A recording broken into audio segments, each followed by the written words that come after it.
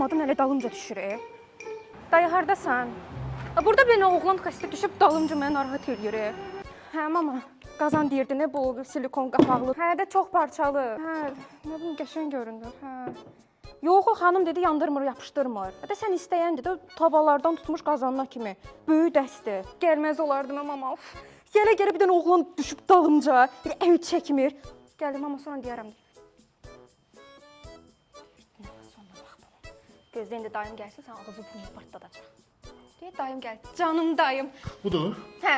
Sən mənim bacım qızın dalınca düşən. Hə, budur. Nəyə də oxşuyur? Nə yoxşuram ay xanım? Hakim sənə, buraya tut görmə. Sənin başını mən qazanın içinə soxuram, sən onda bilərsən. Cəmaətin qızın dalınca düşmək nə qədər? Gedəyim.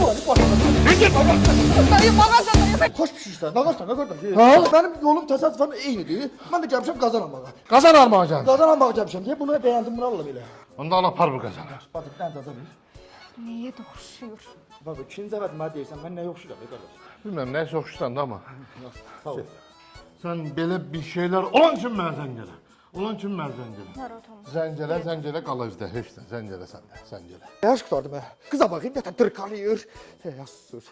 Özün bilərsən, qal evdə. Minnətim olsun.